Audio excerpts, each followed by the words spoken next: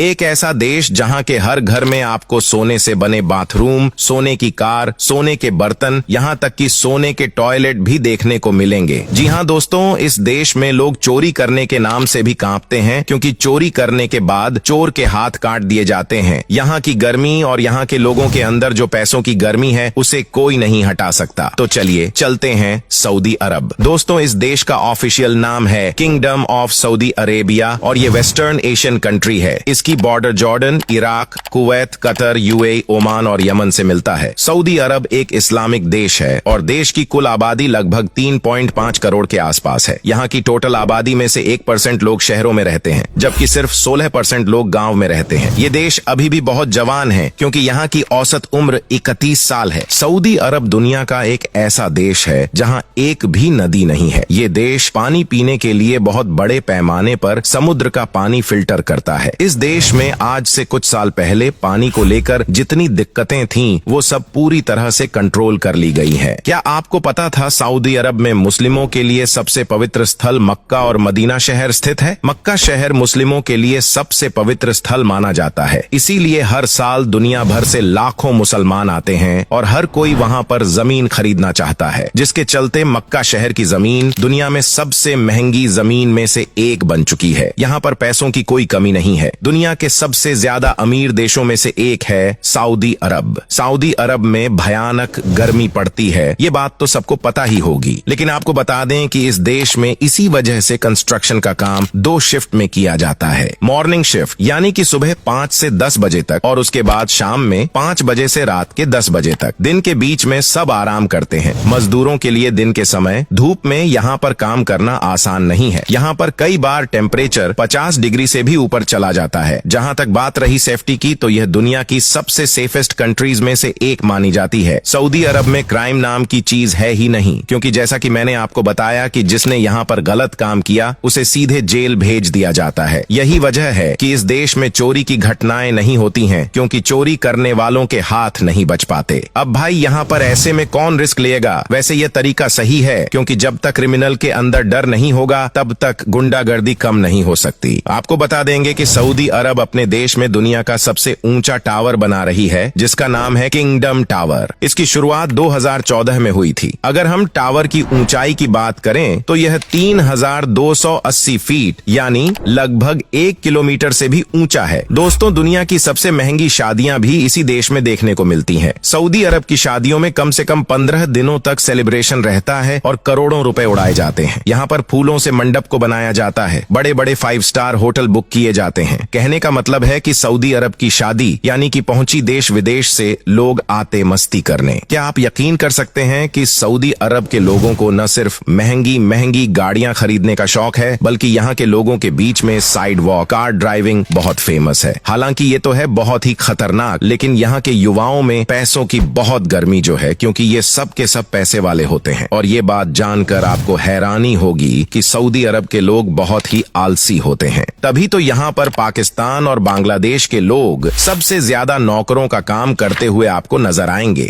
साथ ही दोस्तों, इस देश में महिलाओं के लिए बहुत कड़े नियम हैं, जिनमें से एक ये है कि इस देश की महिलाएं अपने पति से बिना पूछे विदेश यात्रा पर नहीं जा सकती हैं। कहने का मतलब ये है कि यहाँ पर जैसा पति कहता है वैसा ही पत्नी करती है। ये इस देश का एक बहुत ही बड़ा ड्रॉबैक है। लेकिन क्या ये कहेंगे, जहाँ पर लोगों के पास इतना पैसा होता है, वहाँ पर कई बार महिलाओं को परेशानी भी होती है। दूसरे, सऊदी अरब का 5% हिस्सा रेगिस्तान यानी रेत से ही भरा हुआ है। लेकिन आज ये देश कहां से कहां पहुंच गया है, ये सब तेल की देन है। और दुनिया का हर देश इस देश की तरफ उम्मीद की नजर से ही देखता है। सऊदी के कुछ और अपने नियम कानून हैं, जिसका पालन हर कोई करता है। बता दें कि सऊदी अरब में आप बिना किसी की इजाजत के पिक्चर नहीं ले सकते हैं, और ऐसा कोई करता हुआ पाया गया तो उसे सऊदी कानून का सामना करना पड़ सकता है। ये जानकारी अधिकतर सऊदी अरब में जाने वाले टूरिस्ट को दे दी जाती है। यहाँ पर आपको हर हाल में इनके नियमों को फॉलो करना ही होगा, क्योंकि ऐसा नहीं करने पर आपको सजा मिलती है। सऊदी अरब के लोगों के बीच में पढ़ाई लिखाई का बहुत शौक नहीं है, पर आजकल ये फिर भी थोड़ा समझदार हो गए हैं और इनको समझ आ गया है कि अब सिर्फ तेल बेचकर काम नहीं चलने वाला। आपने ये तो सुना ही होगा कि जिस दिन तेल खत्म उस दिन खेल खत्म। माना जाता है कि यहाँ के बच्चे स्कूल जाना ही नहीं चाहते। हालांकि अब नजरिया बदलने लगा है। अब यहाँ के पेरेंट्स भी अपने बच्चों को स्कूल भेजने लगे हैं। बात तो ये है कि यहाँ के स्कूल्स में सबसे ज्यादा इंडियन टीचर ही आपको मिलेंगे। अब फ्रेंड्स, आपको बता दूं कि सऊदी अरब अपने यहाँ के कानूनों में बदलाव की दिशा में आगे बढ़ रहा है। रियाद शहर में दुनिया का सबसे बड़ा ऊंट का मार्केट लगता है। यहाँ पर आपको चारों तरफ ही ऊंट नजर आएंगे। आंकड़ों के हिसाब से यहाँ पर एक दिन में 100 से ज्यादा ऊंट बेचे और खरीदे जाते हैं।